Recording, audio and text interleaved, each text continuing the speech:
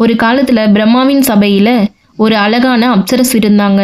ரொம்ப அழகாவும் கலையும் ஆட்டமும் தெரிஞ்ச ஒரு அழகான தேவகன்னி. தேவலோகத்துல சந்தோஷமா வாழ்ந்துட்டு இருந்தாங்க. ஒரு நாள் சின்ன வயசுல காட்டு வழியா போயிட்டு இருந்தப்போ ஒரு குரங்கு கண்ணு மூடி தவம் பண்ணிட்டு இருக்கிறத பார்த்தாங்க.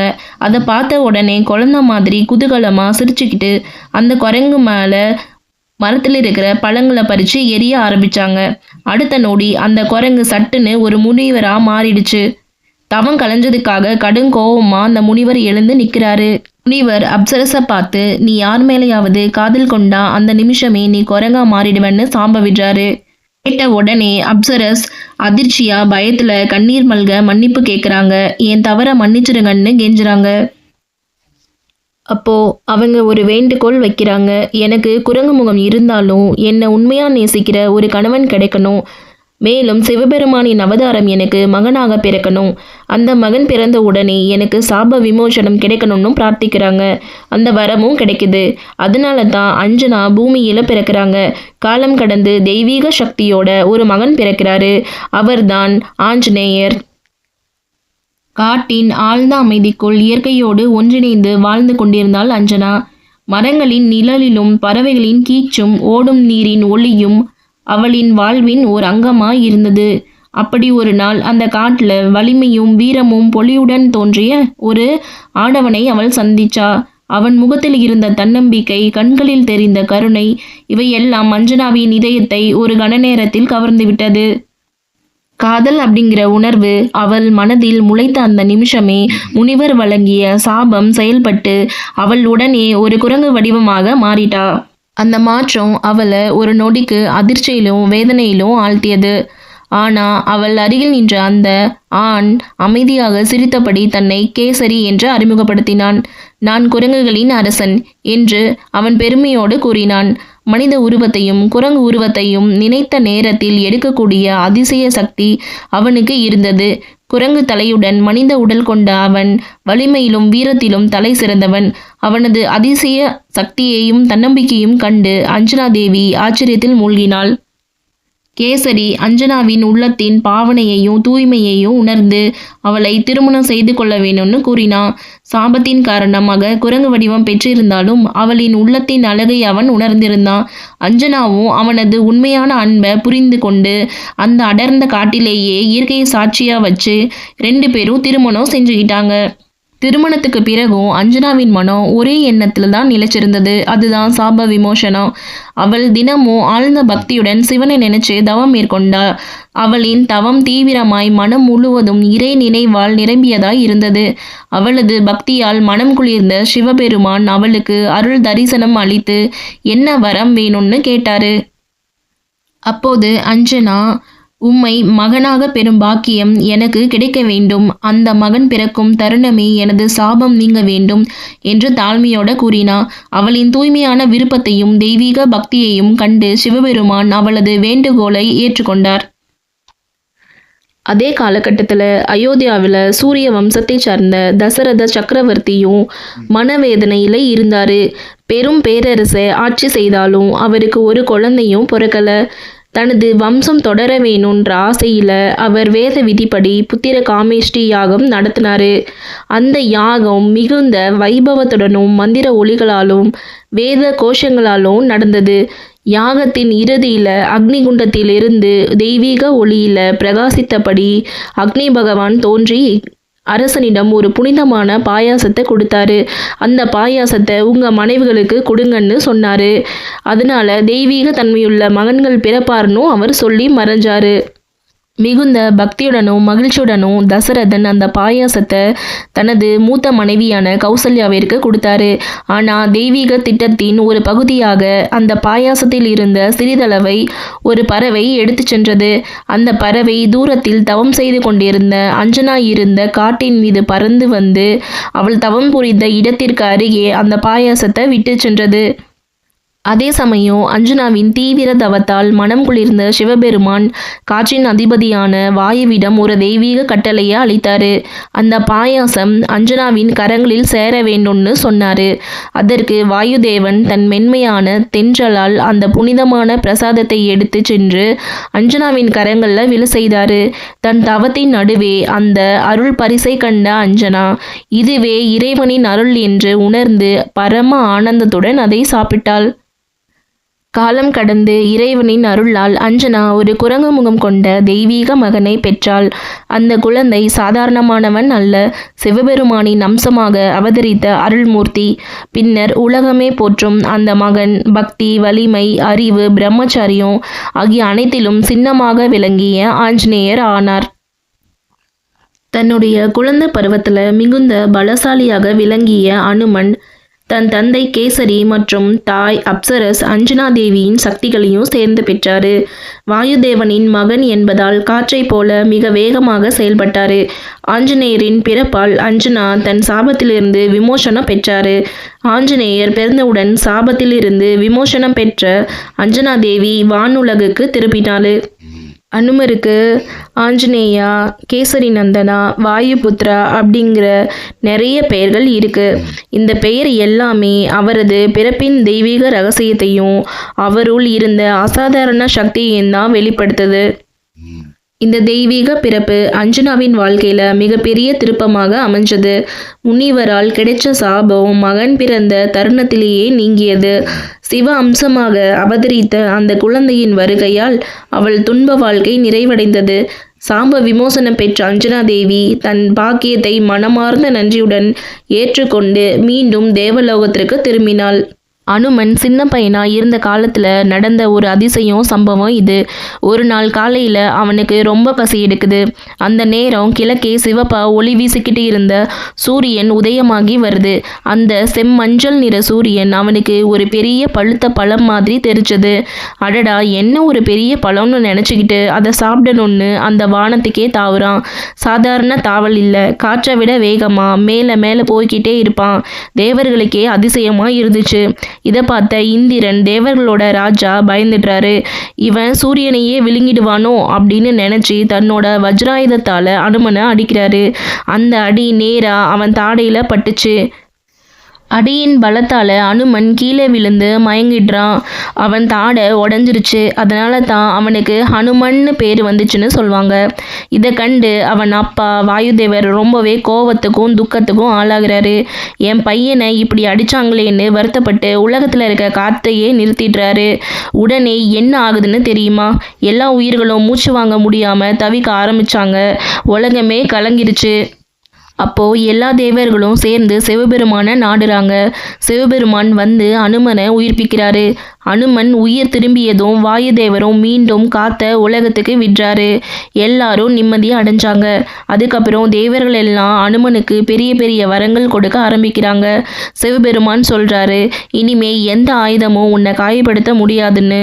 இந்திரனும் என் வஜ்ராயுதம் உனக்கு இனிமே தீங்கு செய்யாதுன்னு வரம் கொடுக்குறாரு. அக்னி தேவன் நெருப்பு உன்னை எரிக்காதுன்னும், வருணன் நீர் உன்னை மூழ்கடிக்காதுன்னும், வாயுதேவர் காற்று எப்போதும் உனக்கு துணையா இருக்குன்னும், பிரம்மதேவன் நினைச்ச இடத்துக்கு நினைச்ச நேரத்தில் போகலான்னும், உன்னை யாராலும் தடுக்க முடியாதுன்னும், விஷ்ணு பகவான் கூட அவனுக்கு கதா ஆயுதத்தை கொடுக்குறாரு. எல்லா தேவர்களோட அருளாலும் அனுமன் ஒரு சாதாரண பையன்லேருந்து அழியாத சக்தி கொண்ட சிரஞ்சீவியா மாறுறாரு. இந்த அதிசய சம்பவத்துக்கு பிறகு சில காலம் கடந்தது.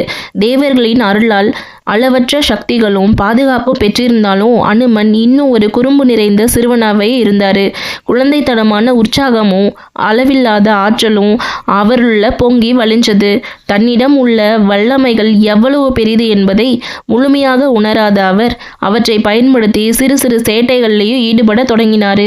சில சமயம் தவ செய்து கொண்டிருந்த முனிவர்களின் ஜடைகளை இழுப்பது, யாகசாலைகளில் வைத்திருந்த பொருட்களை மாற்றி போடுவது, மரங்களில் இருந்து கற்களை எரிந்து அவர்களின் கவனத்தை சிதறடிப்பது போன்ற குறும்புகள் எல்லாத்தையும் பண்ணிட்டு இருந்தாரு. இவரின் நோக்கம் தீமையல்ல, அது அறியாமை கலந்த விளையாட்டுத்தனமே. ஆனால் அந்த சேட்டைகள் தியானத்தில் ஆழ்ந்திருந்த முனிவர்களின் மன கட்டுப்பாட்டை குலைச்சது. ஒரு நாள் ஆழ்ந்த தியானத்துல இருந்த ஒரு முனிவரிடம் அனுமன் மீண்டும் இது போன்ற குறிப்பில் ஈடுபட்டாரு. தவம் கலைந்த அந்த முனிவர் கடும் கோபத்துக்குள்ளானாரு. சிறுவனாக இருந்தாலும் இவன் சாதாரணமானவன் இல்லை. அவனிடம் அளவற்ற சக்திகள் இருப்பதை உணர்ந்த முனிவர், இவ்வளவு வல்லமையுடன் இருந்தும் அதை அறியாமல் தவறாக பயன்படுத்துகிறாய். ஆகையால் நீ பெற்றுள்ள அனைத்து வரங்களையும் நீயே மறந்துடுவன்னு யாராவதும் உனக்கு நினைவூட்டும் வரை உன் சக்திகளை நீ அறிய மாட்டேன்னு சாபம் கொடுத்தாரு. அந்த சாபம் தண்டனையாக மட்டுமல்ல, ஒரு பாடமாகவும் இருந்தது. இவ்வாறு அனுமன் தனது அசாதாரண வல்லமைகளை மறந்த நிலையில் வளர்ந்தாரு. பின்னர் தர்மத்தின் பணிக்காக அவற்றை நினைவு கூற வேண்டிய நேரம் வரையில் அவர் அமைதியாக வாழ்ந்தாரு. அயோத்தி இளவரசனான ராமனின் துணைவி சீதா. அரக்க அரசன் ராவணனால கடத்தப்பட்டு இலங்கையில் சிறை வைக்கப்பட்டிருந்தா. கணவனை பிரிஞ்சு துயரத்துல இருந்த சீதையை கண்டுபிடிப்பது மிக முக்கியமான வேலையா இருந்தது அனுமருக்கு. வான்மார்க்கமா பாய்ந்து அகன்ற கடலை ஒரே தாவலில் கடந்து இலங்கையை அடைஞ்சாரு. இது அவரது அசாதாரண சக்தியோட வெளிப்பாடு. இலங்கையில் நுழைஞ்ச அனுமன் பல இடங்களை ஆராய்ஞ்சு இறுதியில் அசோகவனத்தில் துயரத்துடன் இருந்த சீதையை கண்டடைந்தார். முதல்ல அவளுக்கு நம்பிக்கை அளிக்க வேண்டியதாக இருந்தது. எனவே ராமன் சீதையை தேடி வருகிறாரு அப்படிங்கிற செய்தியை அனுமன் சீதையிடம் சொல்கிறாரு. மேலும் தனது அடையாளத்தை உறுதிப்படுத்துவதற்காக ராமன் வழங்கிய கணையாளியை சீதைக்கு அளித்தார். இந்த நொடியில் சீதையின் மனதில் நம்பிக்கை மீண்டும் மலர்ந்தது. தனது பணி நிறைவேறியதோடு ராமனின் தூதுவராக அனுமன் அடுத்த கட்டத்தை நோக்கி முன்னேறினார். அவர் நேராக ராவணனின் அரசவைக்கு சென்று சீதையை உடனே விடுவிக்குமாறு அறிவுறுத்தினார். இல்லை என்றால் ராமன் போரை தொடுக்க வேண்டியிருக்கும் என்பதை தெளிவாக சொன்னார். தன் தூதுவராக வந்தவரை மதிக்காமல் ராவணன் கோபத்துடன் அனுமனின் வாளில் தீ வைக்க ஆணையிட்டான். ஆனால் அது அனுமனின் அழிவாக இல்லாமல் இலங்கையின் அழிவாக மாறியது. தீ பற்றி வாளை ஆயுதமாக்கி அனுமன் இலங்கை தலைநகரை எரித்து சாம்பலாக்கினார். அதன் பிறகு வெற்றிகரமாக கடலை தாண்டி திரும்பி ராமனை சந்தித்து கண்டேன் சீதையை என்ற மகிழ்ச்சியான செய்தியையும் ராவணன் சமாதானத்தை ஏற்கவில்லை என்பதையும் அறிவித்தார். அவரின் தெளிவான பேச்சுத்திறன் காரணமாக தான் அவர் சொல்லின் செல்வர் என்று அழைக்கப்படுகிறார். ராமாயண கதையில் அனுமன் ரொம்பவே விசேஷமானவர். அவர் வேணும்னா தான் உருவத்தை சின்னதாகவும் பெரியதாகவும் எப்படி வேணாலும் மாற்றிக்க முடியும். இலங்கைக்கு சீதையை தேடி போனப்போ ராவணன் அரண்மனையில் யாருக்கும் தெரியாமல் உள்ளே போகணும்னு நினச்சாரு. அதுக்காக ரொம்ப சின்ன உருவம் எடுத்துக்கிட்டு சில கதைகளில் பூனை மாதிரி மாறி அங்கங்கே எல்லாம் தேடி பார்த்தாருன்னு சொல்லுவாங்க. இந்த உருவம் மாற்றிக்கொள்ளும் சக்தி எல்லாம் அவர் இளமையில் சூரிய பகவானிலிருந்து கல்வி கற்றப்போ கிடைச்ச வரம்னு சொல்கிறாங்க. போர்க்களத்தில் ஒரு நேரத்தில் லக்ஷ்மணன் மோசமாக காயமடைஞ்சு மயக்கம் போட்டு விழுந்துட்டாரு. அவரை காப்பாற்ற ஒரே வழி சஞ்சீவினி மூலிகை. அது தூரமாக இருக்கும், மலையில் தான் கிடைக்கும். அதை கொண்டு வர ராமன் அனுமனை அனுப்பினார். இதை தெரிஞ்ச ராவணன் பல தடைகளை போட்டான். ஆனால் அனுமன் எதையும் கவலைப்படாமல் எல்லாத்தையும் தாண்டி மலையை அடைஞ்சாரு. அங்கே போனதுக்கப்புறம் எந்த மூலிகை தான் சஞ்சீவினின்னு அவரால் கண்டுபிடிக்க முடியல. நேரம் ஓடிக்கிட்டே இருந்தது. உடனே என்ன பண்ணார் தெரியுமா? பெரிய உருவம் எடுத்துக்கிட்டு முழு மலையையே தூக்கிக்கிட்டு வானத்தில் பறந்து போர்க்களத்துக்கே கொண்டு வந்தார். அதுக்கப்புறம் அந்த மூலிகையை எடுத்து லக்ஷ்மணனை உயிர்ப்பிச்சாங்க. இதை பார்த்த ராமன் ரொம்ப சந்தோஷப்பட்டு அனுமனை கட்டி தழுவி நீ எனக்கு தம்பி மாதிரின்னு அன்பா சொன்னார். அதுக்கப்புறம் அனுமன் மலையோட வானத்தில் பறந்து வரும்போது அயோத்தி மேலே பறந்து போயிட்டு இருந்தாரு. அங்கே இருந்த பரதன் வானத்தில் ஒரு மலை பறந்து வருதுன்னு பார்த்து யாரோ அரக்கன் அயோத்தியை தாக்க வரான்னு நினச்சி அம்பு எய்தினாரு. அந்த அம்புல ராமன் பெயர் இருந்தது. அதனால அனுமன் அதை கௌரவமாக ஏற்றுக்கிட்டு அம்பு காலில் பட்டுச்சு. உடனே கீழே இறங்கி விஷயத்த சொன்னார். இது எல்லா லக்குவணனை காப்பாற்றத்தான். உண்மையை தெரிஞ்ச பரதன் ரொம்ப வருத்தப்பட்டார். நான் அம்பு விடுறேன், அதில் நீ அமர்ந்து சீக்கிரம் இலங்கைக்கு போயிடலான்னு கூட சொன்னார். ஆனால் அனுமன் அதை ஏற்கலை. காயம்பட்ட காலுடனே தன் கடமையை கடைசி வரை நிறைவேற்றணும்னு நினச்சி மீண்டும் பறந்து போனார். அதுதான் அனுமனோட பக்தியும் கடமை உணர்ச்சியும் எவ்வளோ பெருசுன்னு காட்டுது. பாண்டவர்கள் வனவாசத்தில் இருந்த காலத்தில் ஒரு நாள் பீமன் காட்டில் நடந்து போய்கிட்டு இருந்தார். அவர் தன்னோட பலத்துக்கும் ரொம்ப பெயர் வாங்கியவர். என்னை விட பலசாலி யாரும் இல்லைன்னு நம்பிக்கை அவருக்கு இருந்தது. அப்படி போய்கிட்டு இருக்கும்போது பாதை நடுவில் ஒரு வயசான குரங்கு படுத்துக்கிட்டு இருந்தது. அதோட நீளமான வால் முழு வலியையும் மறிச்சு கிடந்தது. பீமன் அதை பார்த்துட்டு சின்ன குரங்கு தானே, வாளை தள்ளி விட்டு போயிடலான்னு நினச்சாரு. முதல்ல சாதாரணமாக கையால் தூக்க முயற்சி பண்ணாரு. வால் அசையவே இல்லை. பிறகு கொஞ்சம் பலத்தா முயற்சி பண்ணாரு. அதுவும் பயனில்லை. கடைசியில் தன்னோட முழு சக்தியையும் போட்டு பார்த்தாரு. ஆனால் என்னாச்சு தெரியுமா? அந்த வாள் ஒரு அங்குலம் கூட அசையல. அப்போதுதான் பீமனுக்கு இது சாதாரண குரங்கில்லைன்னு புரிஞ்சுது. உடனே அவரோட ஆணவம் குறைஞ்சு மரியாதையா கேட்டாரு, நீங்கள் யார், என்ன இப்படி பரிசோதிக்கிறீங்கன்னு கேட்டாரு. குரங்கு சிரிச்சுக்கிட்டு தன்னோட உண்மையான உருவத்தை காட்டினது. அவர் வேற யாரும் இல்ல, ஹனுமன் தான். அதோட இன்னொரு ரகசியமும் சொன்னாரு. பீமனும் அனுமனும் இருவரும் வாயு தேவனின் மகன்கள், அதாவது சகோதரர்கள்.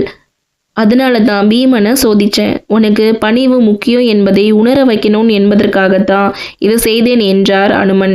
பீமன் உடனே தலை குனிஞ்சி வணங்கி ஆசீர்வாதம் வாங்கிட்டாரு. இந்த சம்பவம் பலம் இருந்தாலும் தாழ்மையா இருக்கணும் அப்படிங்கறத கற்றுக் கொடுக்குது. குருஷேத்திர போர்ல ஒரு முக்கியமான விஷயம் என்னன்னா, அர்ஜுனனோட தேரின் கொடியில ஹனுமனோட உருவம் பொறிச்சு பறக்க விடப்பட்டிருந்தது. அது சும்மா ஒரு சின்னம் இல்லைன்னு சொல்வாங்க. அந்த கொடி பறந்துகிட்டே இருந்ததால தேருக்கு ஒரு ஆன்மீக பலம் கிடைச்சது. அர்ஜுனனுக்கு மன உறுதி கூடுச்சு. போர்க்களத்துல எத்தனை பேரரசுகள் மற்றும் எத்தனை கொடிய அம்புகள் வந்தாலும் அந்த கொடி தைரியத்தை கொடுத்தது. அந்த போரின் நடுவில் கிருஷ்ணன் அர்ஜுனனுக்கு பகவத்கீதையை உபதேசிக்கும் போது அனுமனும் அந்த கொடி வழியா எல்லாத்தையும் கேட்டுக்கொண்டிருந்தார்னு புராணங்கள் சொல்லுது. அதாவது ராம பக்தனான அனுமன் கிருஷ்ணரின் உபதேசத்தையும் சாட்சியாக இருந்தார் என்பதுக்கான ஒரு அழகான குறியீடு தான் அது. போர் முடிஞ்சதும் முதல்ல கிருஷ்ணர் அர்ஜுனனை கீழே இறங்கி சொன்னாரு. பிறகு தாமும் தேரிலிருந்து இறங்கினாரு. அப்புறம் கிருஷ்ணர் மேலே பார்த்து இதுவரை எங்களோட தேரை காப்பாத்ததுக்கான நன்றின்னு சொல்லி அனுமனிடம் சொன்னாராம். உடனே அனுமன் தன்னோட உருவத்தை வெளிப்படுத்தி கிருஷ்ணரை வணங்கி கொடியிலிருந்து மறைஞ்சாரு. அவர் மறைஞ்ச உடனே என்னாச்சுன்னா அந்த தேர் திடீர்னு தீப்பற்றி எரிஞ்சு சாம்பலாயிடுச்சு. இதை பார்த்த அர்ஜுனன் ரொம்ப அதிர்ச்சி அடைஞ்சாரு. அப்போது கிருஷ்ணர் சிரிச்சுக்கிட்டே சொன்னாரு, அர்ஜுனா, இத்தனை நாளா இந்த தேர் மேல எத்தனை கொடிய அம்புகளும் அஸ்திரங்களும் விழுந்திருக்குது. நானும் அனுமன் இருந்ததால தான் இந்த தேர் இத்தனை நேரம் தாங்குச்சுன்னு நின்னு சொன்னாரு. இல்லாட்டி இந்த தேர் எப்போவோ எரிஞ்சு போயிருக்கும் அப்படின்னு சொன்னாரு. இந்த சம்பவம் ஒரு முக்கியமான உண்மையை சொல்றது. மனிதன் எவ்வளவு வீரனா இருந்தாலும் தெய்வீக அருள் பாதுகாப்பு இல்லாம வெற்றி நிலைக்காது அப்படிங்கிறத உறுதிப்படுத்துது. பழமொழிகளும் புராண நம்பிக்கைகளும் என்ன சொல்லுதுன்னா, ஹனுமன் இன்னும் உயிரோட தான் இருக்காரு. அவர் மரணத்தை தாண்டி சிரஞ்சீவியா வாழ்ந்துட்டு இருக்காருன்னும், ஹிமாலயாஸ்ல தான் எங்கேயோ ஒரு இடத்துல உலகத்திலிருந்து விலகி ஆழ்ந்த தியானத்துல வாழ்ந்துகிட்டு இருக்காருன்னும் மக்கள் நம்புறாங்க. அங்க உட்காந்து எந்த எதிர்பார்ப்பும் இல்லாம எப்பவும் ராமரோட நாமத்தை ராம ராமன்னு மனசுக்குள்ள சொல்லிக்கிட்டே இருப்பாராம். உலகத்தோட சத்தம் கலகலப்பு எல்லாத்தையும் விட்டு முழுக்க முழுக்க ராம பக்தியிலும் தவத்திலும் மூழ்கி இருக்கிற வாழ்க்கை தான் அவர் தேர்ந்தெடுத்தாருன்னு சொல்லப்படுது. இந்த நம்பிக்கையின் பின்னணி என்னன்னா, ராமர் அல்லது அவரோட அவதாரம் பூமிக்கு திரும்பும் போது அந்த நேரத்துக்காக அனுமன் அமைதியா காத்திருக்காருன்னு சொல்லப்படுது. குறிப்பா இப்ப இருக்கிற கலியுகத்துல உலகம் திசை மாறி தர்மம் குன்றி தெய்வீக தலையீடு அவசியமான தருணம் வரும்போது கல்கி அவதாரம் விஷ்ணுவோட 10வது அவதாரத்துல பூமியில தோன்றுவார்னு சொல்லப்படுது. அந்த நேரத்துல அனுமனும் மீண்டும் தன்னோட சக்தியோட உலகுக்கு வந்து தோன்றுவார்னு ஆழமான நம்பிக்கையும் மக்களிடையே இருக்கு. அதனால தான் அனுமன் போன காலத்தோட கதையல்ல, இன்றைக்கும் நாளைக்கும் வாழ்கிற பக்தின்னு மக்கள் சொல்றாங்க. ராமநாமம் இருக்கிற வரைக்கும் அனுமனும் எங்கோ ஒரு மூலையில உலக நலனுக்காக தவம் பண்ணிக்கிட்டு இருப்பார்னு மக்கள் நம்புறாங்க. ஜெய் ஸ்ரீராம்.